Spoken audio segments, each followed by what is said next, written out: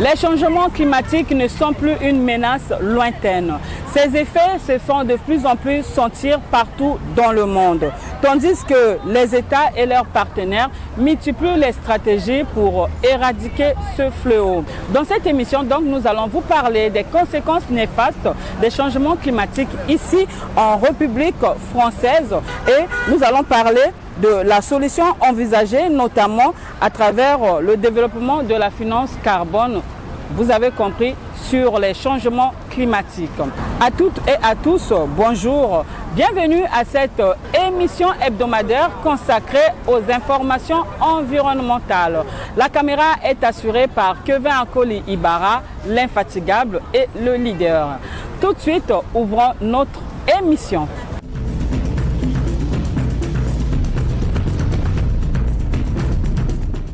De retour sur ce plateau, vous suivez le magazine Afrique Environnement Plus. Aujourd'hui, je l'ai dit, nous allons vous parler des effets néfastes des changements climatiques en France et de la finance carbone dans les pays du bassin du Congo, du côté de Brazzaville. Donc, pour notre premier sujet, nous dirons les effets des changements climatiques se font de plus en plus sentir partout dans le monde. Ici, en France, une vague de chaleur exceptionnelle touche actuellement plusieurs régions du pays. Face à ces températures élevées, certains établissements scolaires ont fermé leurs portes les 22 et 23 juin en ce qui concerne les écoles des plus petits, donc de la crèche à l'école primaire. Pour y faire face, les autorités ont pris certaines mesures dont je vous propose de suivre dans ce reportage.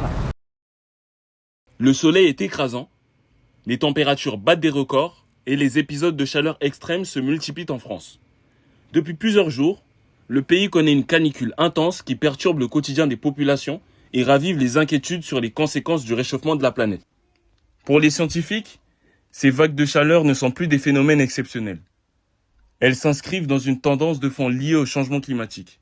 L'augmentation des émissions de gaz à effet de serre entraîne une hausse globale des températures, rendant les canicules plus fréquentes, plus longues et plus intenses. Mais le constat va au-delà des fortes chaleurs.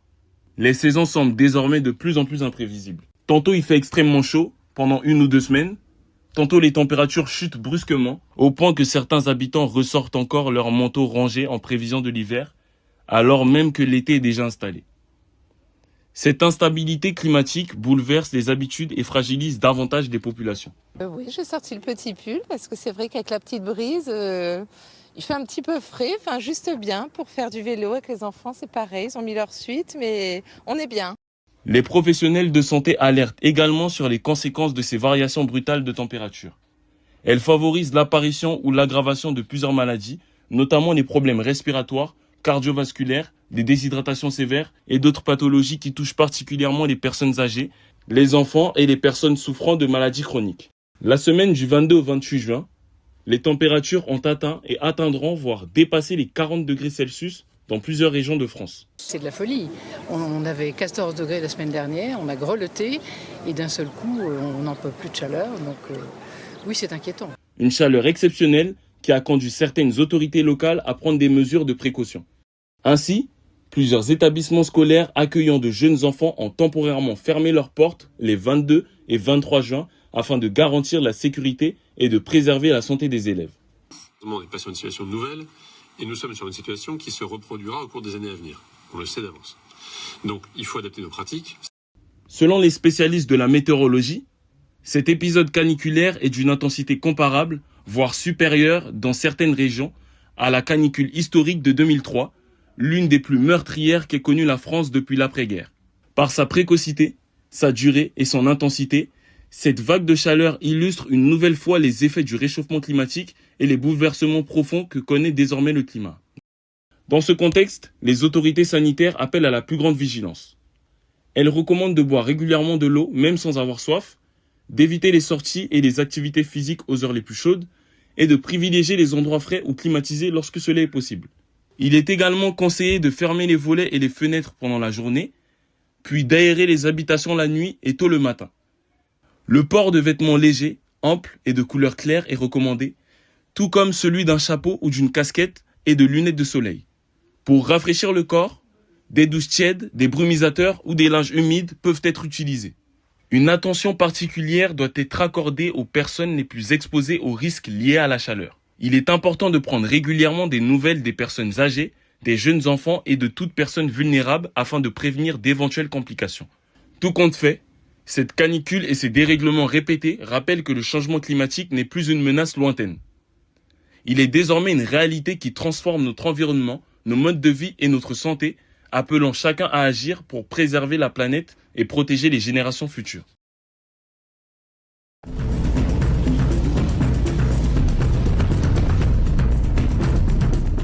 Laissons la France pour partir du côté de la République du Congo, précisément à Brazzaville, où s'est tenue du 16 au 19 juin dernier la première édition du Forum sur le marché régional carbone de la Commission climat du bassin du Congo. En effet, les acteurs du climat ont échangé sur la finance carbone et sur les opportunités et la valorisation du carbone dans l'espace Commission bassin du Congo. Je vous propose donc de suivre le reportage que nous avons réalisé sur ce sujet. La Commission climat du bassin du Congo a lancé à Brazzaville la première édition du Forum sur le marché régional du carbone. Une rencontre qui réunit des experts de plusieurs pays africains, des ambassadeurs, des représentants des institutions sous-régionales et internationales, des partenaires techniques et financiers pour échanger sur la finance carbone au service de la préservation du bassin du Congo. Le 16 juin a eu lieu l'ouverture de cette édition du Forum sur le marché régional du carbone de la Commission climat du bassin du Congo. Organisé avec l'appui du Programme des Nations Unies pour le développement, ce programme marque également le lancement officiel du projet de renforcement de la finance carbone pour préserver les forêts du bassin du Congo. L'objectif est de permettre aux pays du bassin du Congo, notamment le Cameroun, le Gabon, la République centrafricaine, la République démocratique du Congo et la République du Congo, de mieux accéder aux financements liés au carbone, tout en renforçant leurs capacités techniques sur les mécanismes prévus par l'accord de Paris. Cette stratégie, structurée autour de 5 axes stratégiques, vise plusieurs faiblesses ou obstacles au développement du marché carbone dans l'espace de la Commission climat du bassin du Congo. Et pour pallier à cela, nous avons signé un protocole d'entente avec le Programme des Nations Unies pour le développement, comme je l'ai rappelé tout à l'heure, donc pour nous accompagner à consolider notre expertise, parce que nous constatons l'absence d'une réelle diplomatie et d'un cadre de dialogue sous-régional dédié à la finance et au marché du carbone, ainsi que d'une communication, d'une sensibilisation et d'un marketing adéquat.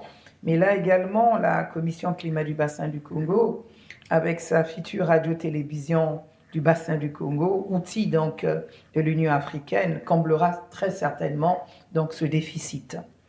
Et nous voulons également renforcer les faibles capacités scientifiques et techniques que nous devons localiser et maîtriser les mécanismes de fonctionnement et les exigences des marchés de la finance carbone, aussi bien publics que privés, y compris les mécanismes de fixation des prix du carbone. Deuxième massif forestier tropical au monde après l'Amazonie, le bassin du Congo joue un rôle majeur dans la lutte contre le changement climatique. Le développement du marché du carbone fait face à plusieurs défis, d'où ce forum constitue une étape importante entre les pays membres de la Commission climat du bassin du Congo.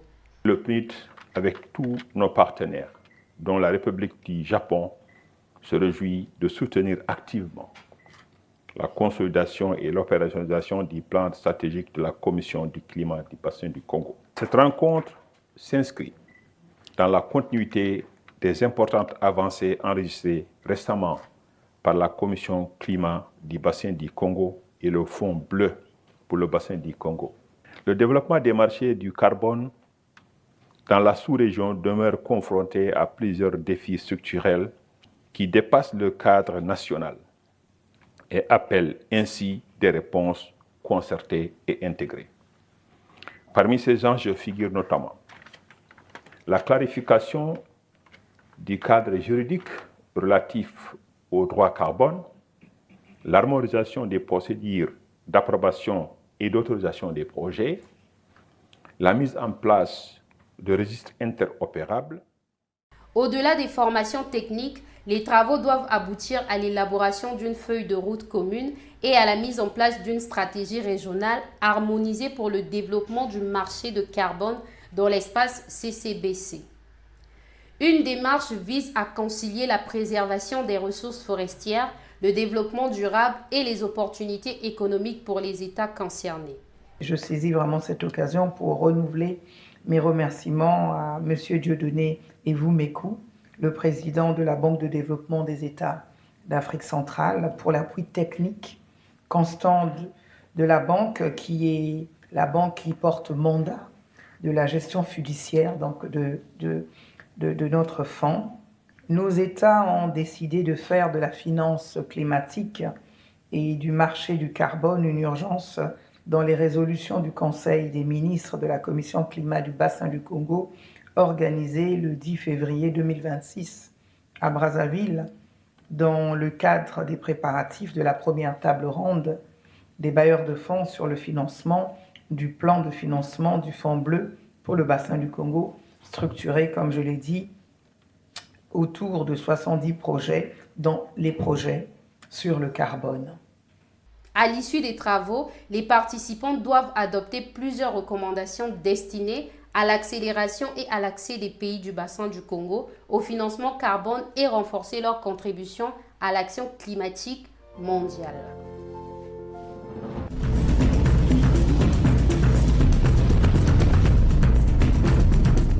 Organisé avec l'appui du gouvernement japonais, ce forum a été coordonné par le PNUD. Pour mieux comprendre les enjeux de ce forum, je vous propose de suivre l'interview que nous avons réalisée avec le coordonnateur du programme pour la résilience climat et réduction des risques de catastrophes au PNUD. Il est au micro de Claudelien Ngonimba. Mesdames, Messieurs, chers téléspectateurs, bonjour, je suis Claudeline Ngonimba et bienvenue dans notre magazine Afrique Environnement Plus. Monsieur Olivier, bonjour. Oui, bonjour. Comment allez-vous? Oui, je vais très bien. En tout cas, c'est un plaisir de vous recevoir. J'espère que le plaisir est partagé. Oui, c'est un plaisir partagé de m'accueillir à votre plateau. En tout cas, monsieur, je le disais tout à l'heure, en tant que coordonnateur, quels sont les principaux objectifs pour la résilience climatique et la réduction des risques de carbone dont vous avez la charge, surtout au sein du PNUD? Nous appuyons les pays à renforcer ou bien opérationnaliser des systèmes d'alerte précoce basés sur les impacts au niveau des différents pays, mais aussi des systèmes de gouvernance. Des systèmes de gouvernance et de renforcement des capacités des institutions pour la réduction de risques de catastrophes, l'adaptation au changement climatique, ainsi de suite. Et puis, l'autre aspect, l'autre thématique qui est beaucoup plus liée au marché carbone, c'est l'investissement au niveau de la résilience. Comment est-ce que nous faisons l'investissement au niveau de la résilience, y compris les aspects liés à la finance carbone? Et puis, il y a un tout dernier élément, donc c'est en rapport avec le renforcement de la résilience des communautés au niveau des pays de l'Afrique de l'Ouest et du centre. Voilà. D'accord, merci beaucoup, monsieur Olivier. À ce moment, quelle est la problématique autour de ce forum de la Commission Climat-Bassin du Congo?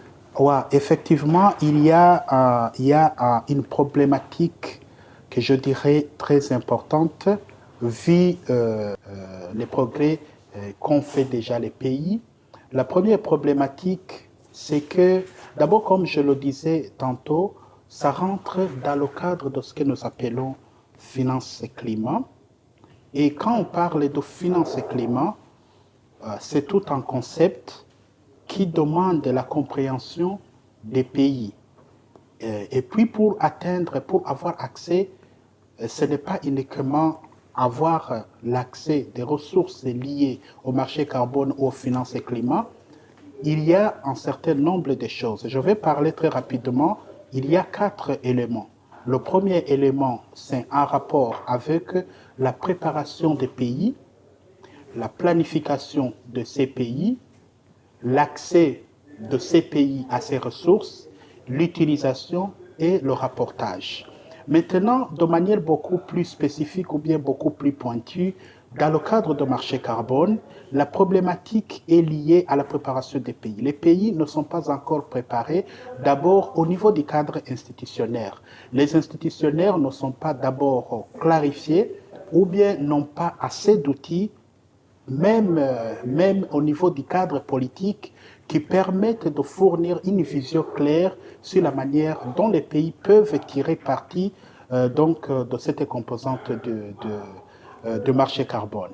Le deuxième défi, c'est lié au niveau des capacités, mais aussi au niveau des infrastructures pour la comptabilisation des crédits carbone. Il est important que le développeur puisse calculer l'additionnalité, quelles sont les conséquences qui sont attribuables au changement climatique. Et c'est à cette problématique que la finance climatique répond. C'est dans ce sens-là que les pays ne sont pas préparés pour pouvoir faire la planification adéquate, mais aussi pour accéder à ces ressources, mais aussi quand ils les accèdent, pour les utiliser, et quand ils reçoivent, pour rapporter, parce que des fois ça crée des confusions entre l'aide publique au développement qui a été fournie au pays à comparer avec le financement additionnel qui est lié à la finance et climat. Ok, merci beaucoup. Et en quoi le projet sur le marché régional représente-t-il une opportunité stratégique pour renforcer la résilience climatique et mobiliser les financements? C'est un projet qui dispose de 3 objectifs. L'objectif général, disons, c'est de contribuer à la préservation des forêts du bassin du Congo pour le développement durable des populations et des communautés de ces bassins. Le deuxième objectif est lié au renforcement des capacités également pour la génération des crédits ou la commercialisation des crédits liés au carbone. Et le troisième objectif, c'est d'accompagner les pays à pouvoir mobiliser les ressources de la finance climatique. Voilà. Et puis donc ce projet présente une opportunité parce que ça vient pour répondre à la problématique qui a été très longtemps observée pour combler les gaps dont je parlais tout à l'heure. Merci beaucoup. Et quelle feuille de route faudrait-il adopter pour que la finance carbone devienne un outil durable de prévention et de gestion des catastrophes dans le bassin du Congo? Pour le moment, que ce soit les organisations régionales comme la Commission climat du bassin du Congo et ses partenaires, en particulier le Programme des Nations Unies pour le développement, il faut d'abord agir au niveau de renforcement du cadre institutionnel. Et puis, il faut agir au niveau de l'amélioration du cadre juridique. Ça, c'est au niveau des pays, mais aussi il faut travailler de manière à ce que ces cadres soient harmonisés au niveau de la région, pour qu'il n'y ait pas des pays qui appliquent un certain nombre de pratiques qui ne sont pas appliquées, et ça crée un déséquilibre entre l'offre et la demande quand il s'agit des crédits carbone. L'autre élément, c'est effectivement d'accompagner les pays à pouvoir d'abord estimer la quantité de carbone de différents types, de différentes sources dont les pays disposent, et puis pouvoir comptabiliser et pouvoir mettre sur le marché ce carbone. Et puis, en troisième lieu, c'est d'appuyer les pays, d'avoir des infrastructures de comptage de ces crédits carbone avec la haute intégrité. Merci beaucoup, Monsieur Olivier. Nous sommes à la fin de notre interview. Est-ce que vous avez un mot de fin que nous pouvons retenir pour ce forum? Ce qu'il faut tenir pour ce forum, c'est que ça a été un premier pas pour mettre en place un cadre de dialogue permanent, qui est ce forum. C'est juste une première édition. Il y aura encore de plus d'éditions qui permettra un cadre de concertation, de discussion, d'échange entre les acteurs au niveau de la région pour faire avancer l'agenda sur le marché carbone et même la finance climatique au niveau de la région du bassin du Congo ou bien l'Afrique centrale. Merci beaucoup pour ces éclaircissements. Merci beaucoup. Merci à vous, chers téléspectateurs, de nous avoir suivis. Je vous donne rendez-vous très prochainement pour un nouveau numéro. Et merci à toute l'équipe technique qui m'a accompagné.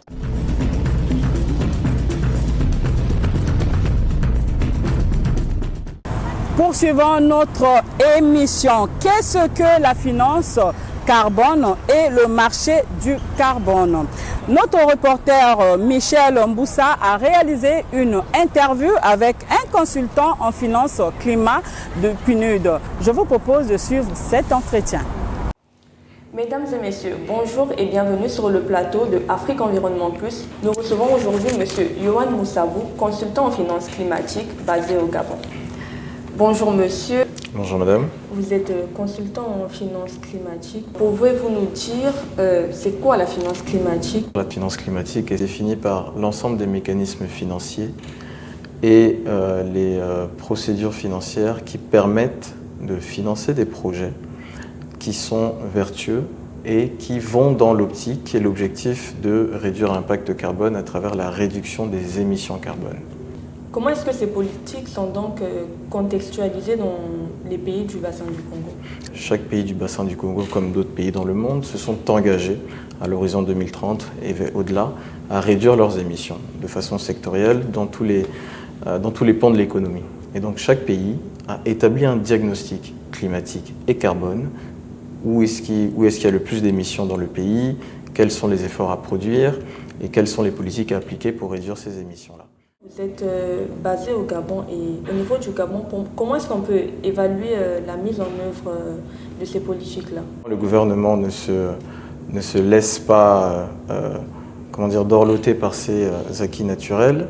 On a mis en place dans le secteur pétrolier l'interdiction du torchage, notamment.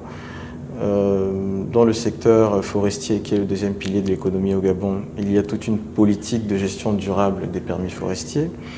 Dernièrement, le gouvernement a mis en place une taxe carbone dans l'aviation civile et le secteur maritime. Donc les efforts ne sont pas mis de côté. Il y a différentes politiques, différentes mesures qui sont mises en place et qui permettent d'aller vers un objectif d'économie verte et vers une réduction significative, on va dire, des émissions. Donc, à votre niveau, quels sont les modèles qui sont déjà opérationnels? Le marché carbone, c'est donc une place virtuelle où vont se retrouver des acheteurs et des offreurs, n'est-ce pas? Et donc, lors d'une certification, on va dire, d'un projet carbone, celui-ci est bankable. Ça veut dire que celui-ci peut être transféré à l'international et donc peut être acquis par des acheteurs, notamment occidentaux. Et donc, à cet effet-là, il y a sur les différents registres internationaux que peuvent être Verra ou Gold Standard, il y a des projets créés, élaborés dans le bassin du Congo qui sont disponibles sur le marché pour être acquis par différents acheteurs. Vous avez parlé de la nécessité d'investir dans le marché carbone et donc comment est-ce qu'on arrive à faire comprendre aux entreprises privées les opportunités que représente ce marché? Alors, il y a tout un paradigme à changer. Le carbone et le climat, en général, ne doit pas être vu comme un frein, mais comme un levier de financement, un levier de développement. Nous proposons donc aux entreprises de repenser leur processus de production, leur processus de fonctionnement, et comprendre que la finance climatique permet d'étendre leurs activités, de perpétuer leurs activités, tout en respectant le climat et certains objectifs environnementaux. Votre rôle est justement d'accompagner ces multi-acteurs dans le domaine de la finance carbone. Et donc, quel est votre apport dans ce sens? Mon apport, il est déjà technique. C'est de faire comprendre que tous ces sujets-là ont une finalité, ce sont des revenus financiers, que ce soit pour les États comme pour les entreprises. C'est un sujet qui est considéré comme macroéconomique par les institutions financières internationales, notamment le FMI. Cela veut donc dire que ça a un impact significatif sur nos économies et notre PIB. Mon rôle, justement, au-delà de l'apport technique et financier, donc c'est-à-dire de façon pragmatique, démontrer que cela peut s'insérer dans notre modèle de développement et notre modèle de croissance, mais également permet d'atteindre des objectifs climatiques, comme je l'ai dit. Vous êtes actuellement à Brazzaville où vous prenez part à un forum sur le marché régional de carbone de la Commission climat du bassin du Congo. Quelle est votre appréciation de ce forum ?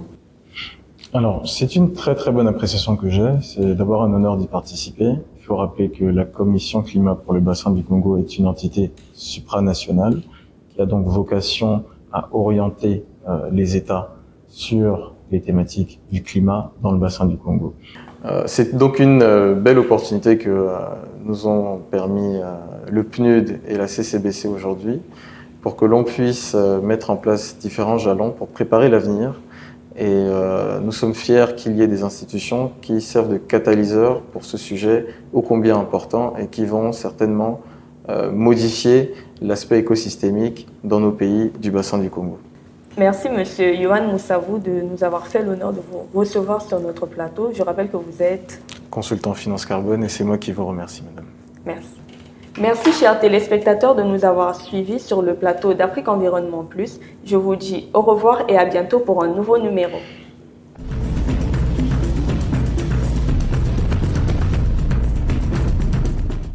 Tout est bien qui finit bien. Vous avez compris que nous sommes arrivés à la fin de notre émission. Merci de nous avoir suivis. La caméra a été assurée par Kevin Ankoli Ibarra, le leader, et moi j'ajoute l'infatigable. On se retrouve donc à la semaine prochaine. D'ici là, portez-vous bien et bonne suite de programme sur la télévision nationale congolaise. Sans oublier que cette émission a été coordonnée du côté de Brazzaville par Raoul Semni. Je vous souhaite bonne suite de programme sur la télévision nationale congolaise. Au revoir et à la semaine prochaine.